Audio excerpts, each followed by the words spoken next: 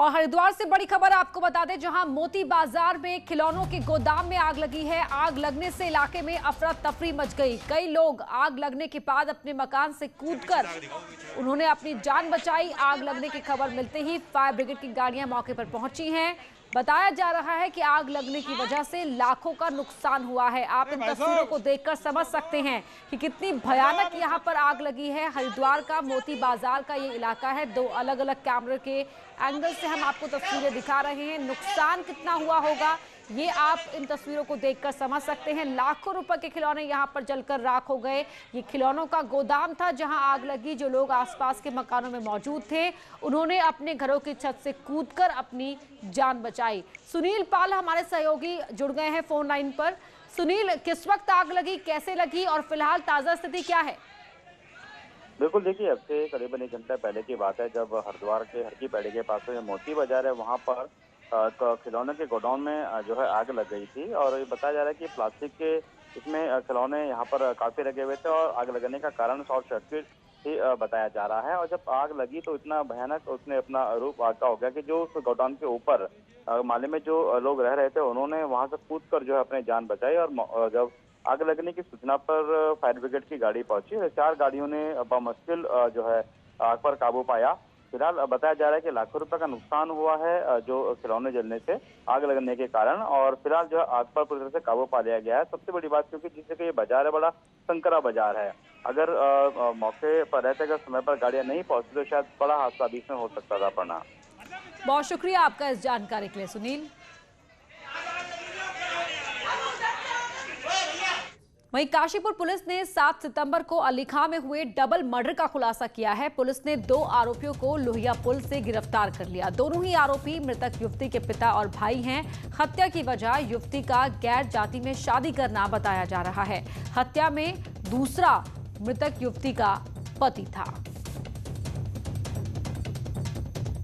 7 तारीख को रात 8:30 से 9 बजे के बीच में अली खां मोहल्ले में 2 मर्डर हुए, जिसमें एक नव दंपति को गोलियों से मार दिया गया था।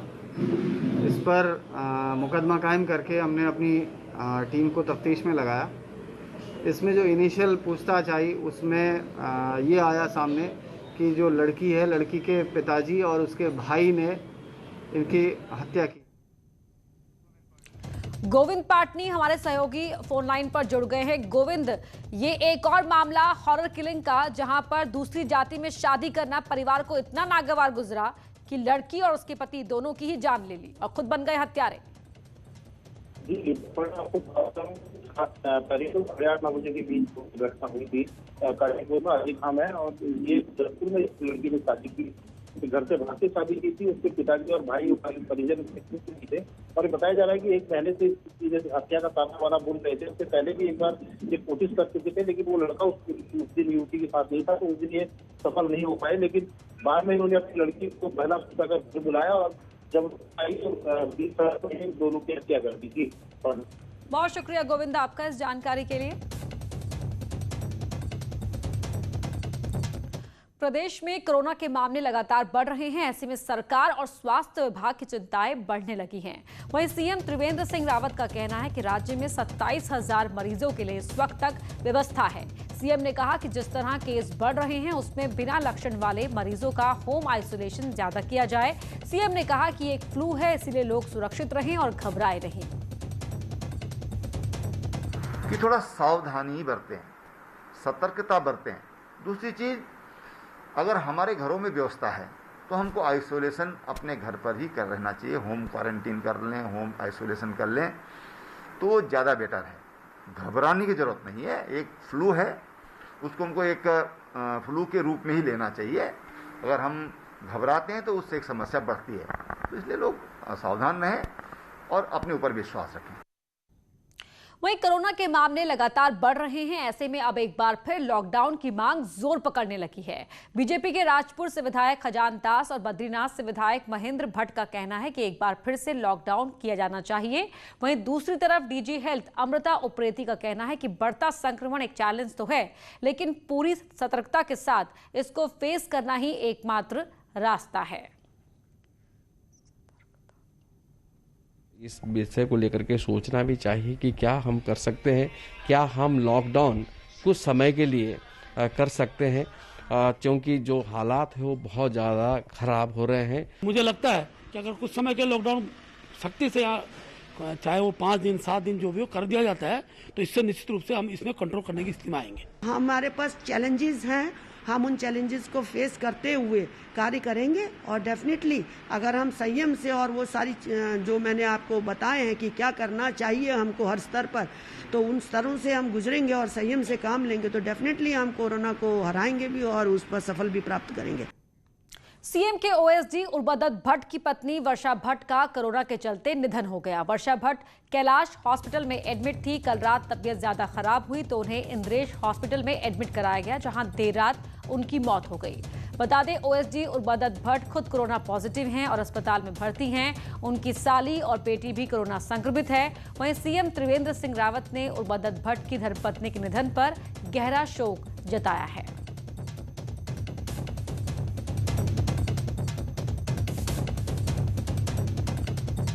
कोटद्वार के माधवनगर वार्ड नंबर 7 इलाके में कोरोना मरीज मिलने के 2 हफ्ते बाद भी इलाके को सील रखे जाने से गुस्साए लोगों ने हंगामा काटा। लोगों का आरोप है कि जिस महिला में कोरोना की पुष्टि हुई थी उस महिला की रिपोर्ट अब नेगेटिव आ चुकी है और महिला अस्पताल से घर भी आ चुकी है। इस मामले को 17 दिन से ज्यादा का वक्त भी हो चुका है। इसके बावजूद गली को अभी भी कंटेनमेंट जोन में ही रखा गया है। प्रशासन ने नहीं पूछा कि आपके घर में साग सब्जी है, दवाइयाँ हैं, रिपोर्ट जो है नेगेटिव है। ठीक है, अब ये है कि अब हम जब बोल रहे हैं उनसे कि भाई अब ये बल्ली हटा दो, तो क्यों नहीं हटा रहे? हर जो भी कोई है यहाँ पे सबकी फैक्ट्रियों में सबके काम वाले हैं, सब ये कह रहे हैं जब तक बल्ली नहीं हटेगी तब तक आप काम पे नहीं आओगे। तो तब तक हम किससे सवाल करें, किससे पूछें? कोई भी कंटेनमेंट जोन जब बनाया जाता है तो उसके बाद वहाँ पे गहन चिकित्सकीय ऑब्जर्वेशन होता है। उसमें असिम्टोमेटिक सिम्टोमेटिक का चिन्हीकरण करते हुए सिम्टोमेटिक जो लोग होते हैं उनको खासतौर से उनकी सैंपलिंग भी की जाती है। और ऐसे कंटेनमेंट जोन में कोई भी जो लास्ट कंफर्म केस रहा है उसके डिस्चार्ज होने के डेट से आफ्टर 14 डेज वहाँ पे उसको डिनोटिफाई करने का प्रोविजन। रुड़की में कई गाड़ियां कोरोना संक्रमण में नियमों की धज्जियां उड़ा रही हैं। वहीं जॉइंट मजिस्ट्रेट ने छापेमारी की कार्रवाई करते हुए अवैध तरीके से चल रही 7 गाड़ियों को सीज किया। कई बसों में सोशल डिस्टेंसिंग का पालन नहीं किया जा रहा था, जबकि कोविड की गाइडलाइन के मुताबिक 50% सवारियां ही बैठाई जा सकती हैं। तकनीकी रूप से 50% सीट है, मास्क पहनना अनिवार्य है एवं ये अपेक्षा की जाती है कि वाहन स्वामी जो है वो यात्रियों और वाहन के स्टाफ की सुरक्षा के लिए नियमित रूप से उस पर सैनिटाइजेशन कराएगा, सैनिटाइजर रखेगा, ये उससे अपेक्षा की जाती है। Thanks corona. जी हां, ये हम नहीं कह रहे हैं, ये वो अपराधी कह रहा है जिसको कोरोना के दौरान जेल से पैरोल पर छोड़ा गया था और अब गुड वर्क के चलते उसकी सजा भी माफ हो गई है।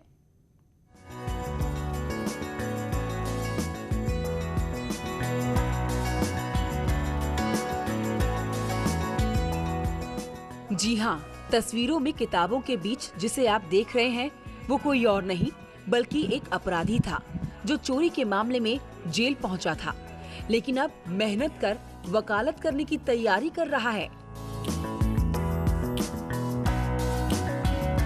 कोरोना महामारी के दौरान सुप्रीम कोर्ट के आदेशों के बाद राज्य के करीब 700 कैदियों को पैरोल पर छोड़ दिया था, जिसमें से अर्चित भी एक था। अर्चित जब पैरोल से छूटा तो घर वालों ने अपराधी समझकर घर आने से मना कर दिया। अर्चित तब से लगातार थाने में ही है और पुलिस की मदद कर रहा है।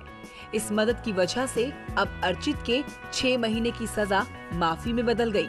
अर्चित अब पुलिस की मदद से वकालत भी करना चाहता है।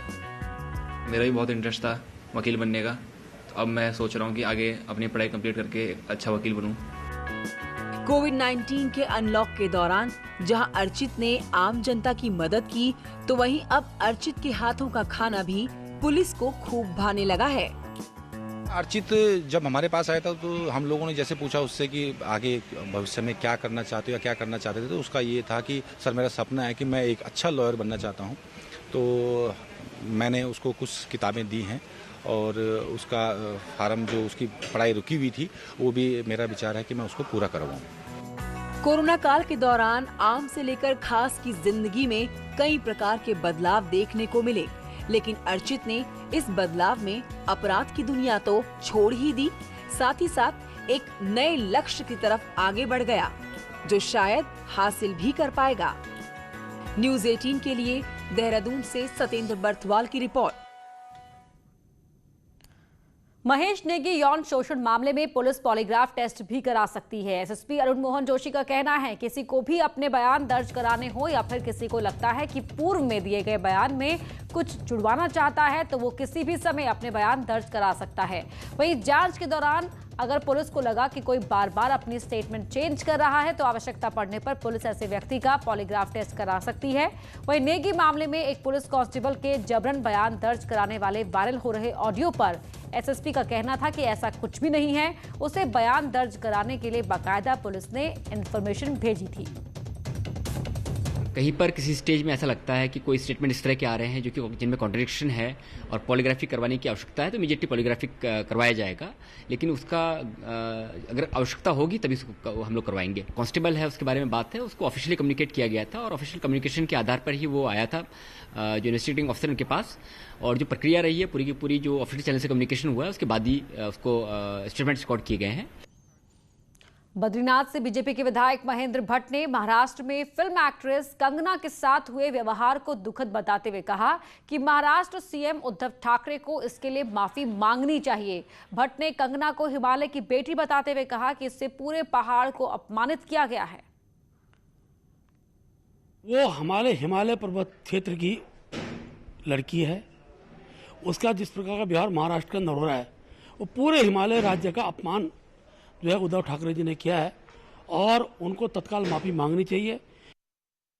चमोली के नारायण बगड़ परखाल मार्ट से लड़े सीरी के पास एक कार हादसे का शिकार हो गई जिसमें 3 लोगों की मौके पर ही मौत हो गई तो वहीं एक शख्स गंभीर रूप से जख्मी हो गया जिसके स्थानीय लोगों की मदद से सीएचसी नारायण बगड़ में एडमिट कराया गया, जहां डॉक्टर ने पहले फर्स्ट एड ट्रीटमेंट दिया, उसके बाद हायर सेंटर रेफर किया।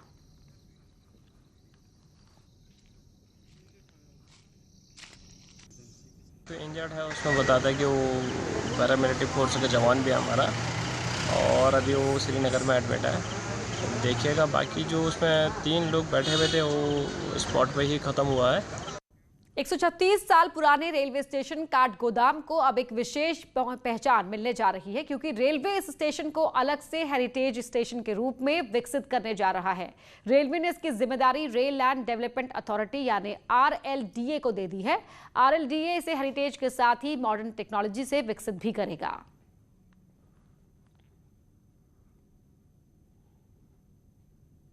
काठगोदाम आरएलडीए को मिला है। आरएलडीए रेल लैंड डेवलपमेंट अथॉरिटी एक संस्था है जो जहाँ पर भी अच्छे जैसे जगह है उन सबको वो लोग ले लेते हैं, फिर उसका डेवलपमेंट आरएलडीए करता है और उससे उम्मीद है जब आरएलडीए यहाँ काम शुरू करेगा स्टेशन की नो डाउट कायाकल्प पलटेगा। हल्द्वानी में पिछले 1 महीने से स्कूल फीस के खिलाफ कुछ सामाजिक और राजनीतिक कार्यकर्ता लगातार धरना दे रहे हैं। फीस विरोधी आंदोलन से जुड़े एक पार्षद रोहित कुमार पिछले 2 दिन से आमरण अनशन पर बैठे थे जिन्हें पुलिस ने आज जबरन अनशन से उठा लिया और फिर अस्पताल में एडमिट कराया। रोहित को अनशन से उठाने के दौरान पुलिस और आंदोलनकारियों में तीखी झड़पें भी हुई।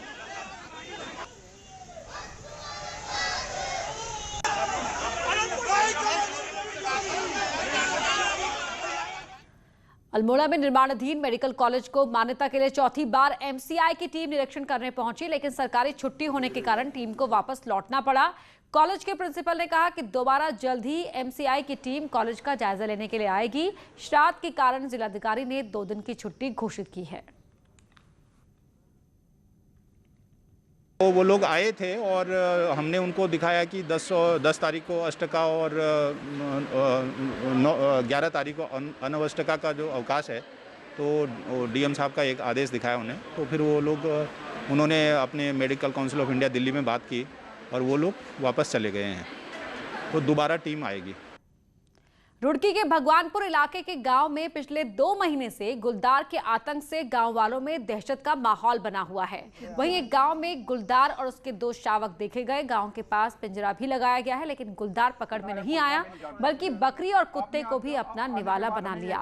वन विभाग गुलदार के पंजों की निशानदेही पर उसे पकड़ने की कोशिश कर रहा है।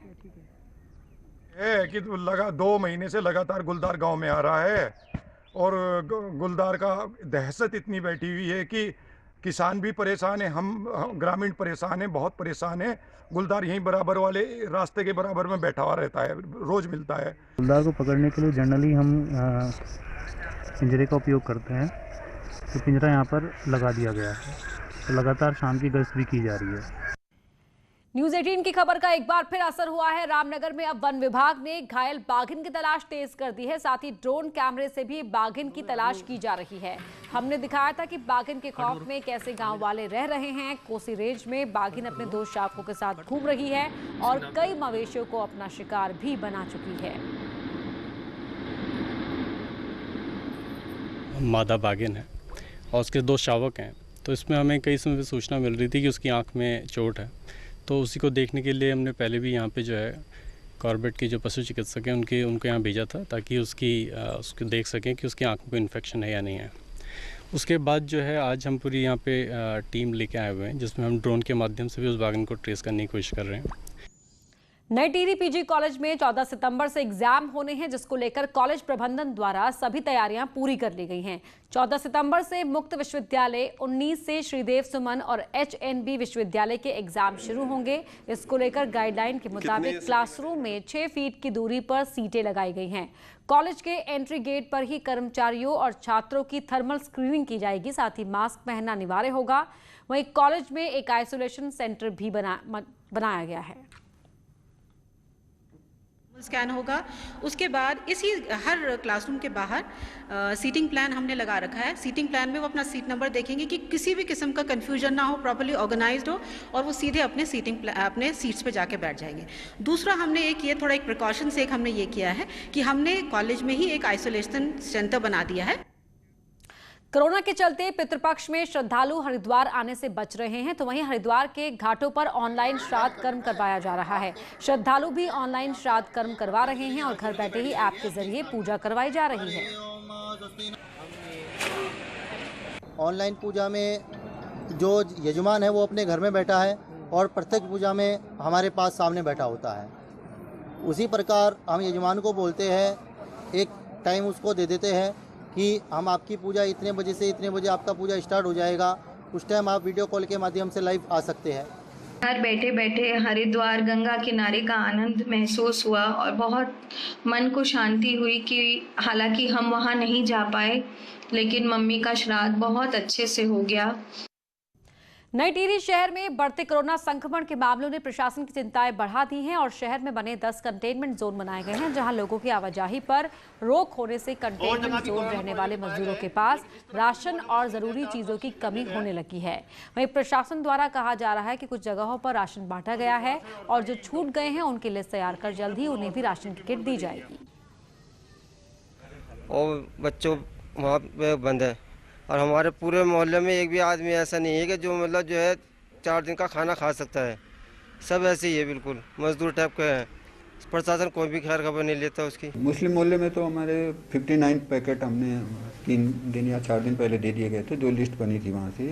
अब वहाँ से मात्र 2 परिवार की और बात आ रही है, वो हम आज शाम तक उनको दे देंगे अगर उनकी बात सही होगी तो। बाकी वहाँ पूरा हो चुका है हमारा काम, सैंपलिंग भी वहाँ पूरी हो गई है। कोरोना संक्रमण के चलते महानगरों में रह रहे प्रवासी बड़ी संख्या में उत्तराखंड अपने गांव की ओर वापस लौट आए हैं, लेकिन ऐसे में सवाल उठ रहा है कि आखिर उन लोगों को रोजगार कैसे मिल पाएगा। रोजगार को लेकर ये युवा सरकार से मांग कर रहे हैं कि जल्द ही बंद पड़ी हुई फैक्ट्रियां, उद्योगों को दोबारा शुरू करें, जिससे रोजगार मिल सके।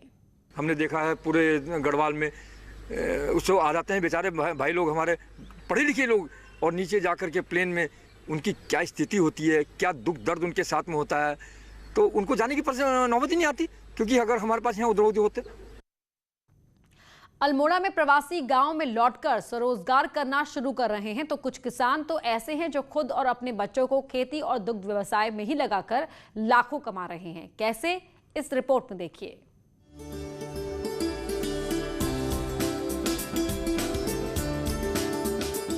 पहाड़ों पर स्वरोजगार की संभावनाओं में सब्जी उत्पादन ही है, जिसे अधिकांश प्रवासी भी गांव में लौटने के बाद कर रहे हैं। द्वाराहाट के दूनागिरी में नेगी परिवार पिछले कुछ सालों से सब्जी और दूध का व्यवसाय कर रहा है। बेमौसमी सब्जी की रानीखेत द्वाराहाट समेत आसपास के क्षेत्रों में काफी मांग है, जिसे नेगी परिवार पूरा कर रहा है। में हो जाता है 4 लाख से ऊपर का होता है, 1-1.5 लाख तो गाय के दूध का ही होता हमारा पशुपालन का। वहीं पोस्ट ग्रेजुएशन करने के बाद योगेश नेगी मैदानी क्षेत्रों में नौकरी के लिए निकले थे, लेकिन नौकरी नहीं मिलने पर घर लौट आए। फिर नेगी ने भी पिता के साथ ही सब्जियों और दूध को मार्केट देना शुरू किया और अब अच्छा मुनाफा कमा रहे हैं। मैंने एमए किया था, एमए करके मैं घर पर रोजगार देखा। बाहर तो ऐसा कुछ था नहीं कि जो मैं बाहर जाके आया, कुछ हुआ नहीं। बस घर पर यहीं रोजगार करके अपने खेती बाड़ी से वही साल का 3-1 लाख रुपए कमा लेते हैं, मैं उसी से हो जाता है गुजारा। जैविक उत्पादन की मांग बाजार में काफी बढ़ी है।